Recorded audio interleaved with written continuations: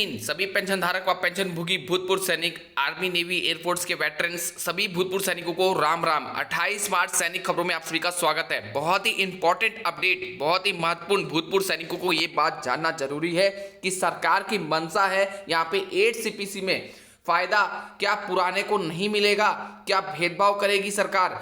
भारत सरकार की मंशा दिख रही है कि यहाँ पे कुछ बदलाव करने का विचार कर रही है। जी हाँ, इसका हम आपको दिखाएंगे पूरा इंफॉर्मेशन कि 8 पे कमीशन में 8 सीपीसी का फायदा क्या पुराने को नहीं मिलेगा।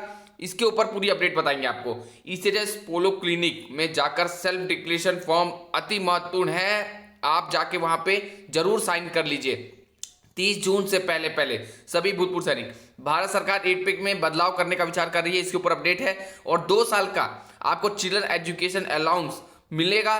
डीओपीटी ने दी बड़ी खुशखबरी, किसको मिलेगा ये ध्यान से समझिएगा। बहुत सारी इंफॉर्मेशन आपको इस वीडियो के माध्यम से दी जाएगी। जितने भी भूतपूर्व सैनिक है बिल्कुल ध्यान से देखिएगा और समझिएगा। सबसे पहले मैं बताऊंगा इस वीडियो में कि आपको किस किस को फायदा मिलेगा, मतलब किसको इसमें, मतलब कि क्या बात रखा गया है। उसके बाद बताएंगे रूल क्या कहता है 8 पे कमीशन में, कि सबको फायदा मिलना चाहिए कि नहीं, और किस किस को मिलेगा ये भी बताएंगे। सबसे पहले हम बता दें, रूल इस तरह से लाया जाए जिसमें आधों को फायदा मिले और आधों को नहीं मिले। मतलब कि सरकार पेंशनर के बीच में गैप या अंतर लाना चाहती है। आपको मैं बता दूं क्यों मैं ऐसा कह रहा हूं। आप सभी भूतपूर्व सैनिक से एक और निवेदन है, अगर आप चैनल पहली बार आए तो चैनल को सब्सक्राइब जरूर कर दीजिएगा। बहुत सारे भूतपूर्व सैनिक चैनल को देखते तो हैं लेकिन सब्सक्राइब नहीं करते। नीचे सब्सक्राइब का बटन दिया हुआ है, बगल में छोटी सी घंटी है, उसको दबा लीजिए। सुनिएगा ध्यान से, किसी को क्या सबको मतलब कि फायदा मिल पाएगा। तो मैं सबसे पहले बताऊंगा कि इसमें सरकार ये संसद में बात रखी गई तो इसका विरोध हुआ। मैं बता दूं इसका विरोध हुआ, आपको मैं दिखा सकता हूं यहाँ पे। इसका विरोध हुआ और बता दें कि यहाँ पे आपको बता दें विरोध हुआ कि ऐसा नहीं होना चाहिए। 8 पे कमीशन का मतलब है, मतलब रूल के अनुसार अगर कहा जाए तो 1 जनवरी 2026 से आपको लागू होगा। ध्यान समझिएगा, 1 जनवरी 2026 से आपका 8 पे कमीशन लागू होगा। और इसमें चाहे फैमिली पेंशन हो, चाहे लिबलाइज पेंशन हो, या प्री 2026 मतलब 31 दिसंबर 2025 में भी जो रिटायरमेंट हो, ओआरओपी बेनिफिशियरीज हो, 1, 2, 3 ओआरओपी लिए हो, सैलरी पेंशन हो, स्पेशल पेंशनर हो, सबको मिलेगा फायदा 8 पे कमीशन का। लेकिन सरकार की मंशा ऐसी दिख रही है कि यहाँ पे ऐसा प्रस्ताव लाने वाली थी सरकार जिसका विरोध किया विपक्ष ने। जी हाँ, इसका विरोध किया विपक्ष ने कि सबको मिलना चाहिए फायदा ओआरओपी का। और आपको बता दें कि रूल के अनुसार यही कहती है कि यहाँ पे 1 जब लागू होगा तो सबको इसका बेनिफिशियरीज होंगे, कोई इससे वंचित नहीं रह सकता। आप ध्यान से समझिएगा, कोई इसका बेनिफिशियरी नहीं रहेगा। हाँ, ये चीज कह सकता हूं मैं, आपको बता दूं कि 1 जनवरी 2026 के जो बाद रिटायर्ड आएंगे 1 जनवरी उसको उनको भी फायदा मिलेगा, लेकिन पे मैट्रिक्स के अनुसार, पे मैट्रिक के अनुसार उनको फायदा मिलेगा।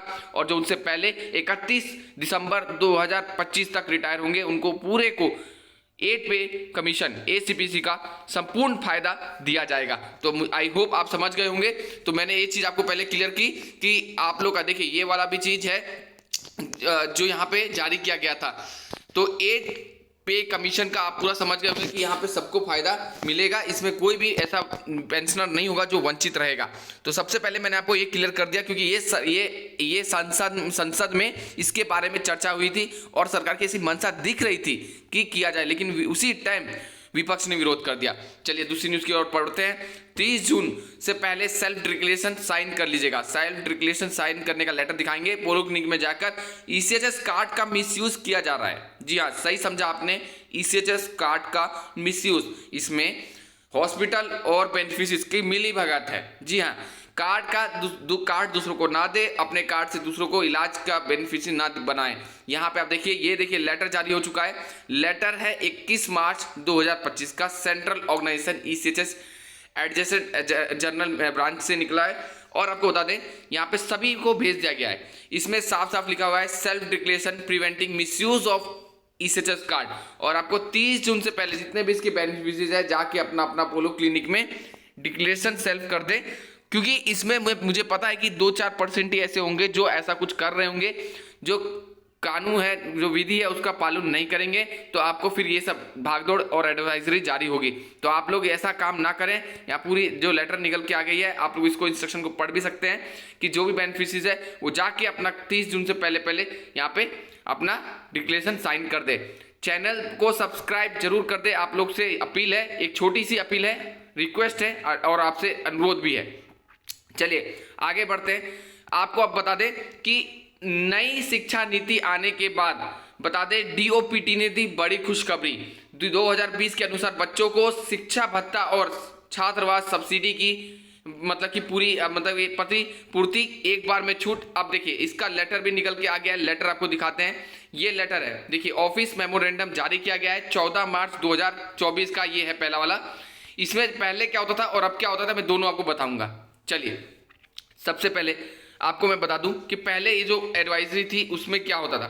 तो इसमें देखिए एक तो न्यू एजुकेशन पॉलिसी भी आ गई है, तो जिसके कारण अब आपको इसका फायदा मिले, इसीलिए मिल रहा है। तो यहाँ पे सरकार ने एक अच्छा कदम उठाया है भूतपूर्व सैनिकों के प्रति, जिसमें भूतपूर्व सैनिक अच्छा खासा फायदा उठा पाएंगे। तो न्यू एजुकेशन पॉलिसी आई है, उसके कारण ये हुआ है।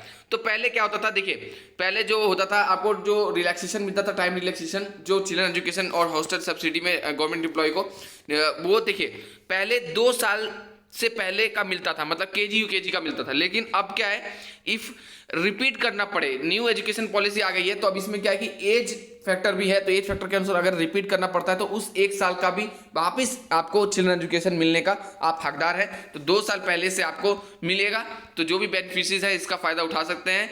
ये एक न्यूज और निकल के आई थी, इसको अप्रूवल मिल चुका है। यहाँ पे आप देख सकते हैं, further it is also decided to grant one time relaxation for reimbursement of children education allowance hostel subsidy to those government employee whose children repeat one addition class due to implementation of new education policy। अब new education policy में है कि अब पहले बच्चे लोग को 6 class से 1 में जाना पड़ता था, 6 क्लास से 1 में जाना पड़ता था, और कोई गलती से 5 साल का ही है वो 1 में चल गया, तो पहले ऐसा होता था। लेकिन अब ऐसा नहीं है, अब मतलब कि 3 के बाद से मतलब कि आपका स्टार्ट हो जाता है। तो ये चीज़ आप ध्यान रखिएगा। आई होप आज की वीडियो में मैंने आपको संपूर्ण जानकारी दे दी। भारत सरकार क्या चाहती है, मंशा क्या है, आप कमेंट बॉक्स में जरूर बताएं। 2 साल का चिल्ड्रन एजुकेशन अलाउंस आपका उसका ऊपर बता दिया, एसएचएस कोलगेट की एडवाइजरी बता दी मैंने, और 8 सीपीसी के ऊपर ही बता दिया कि 8 सीपीसी में आप लोग को सबको फायदा मिलेगा। तो आप लोग को घबराने की कोई जरूरत नहीं है। बहुत सारे भूतपूर्व सैनिक कंटिन्यू मैसेज करते हैं कि क्या फिटमेंट फैक्टर रहेगा।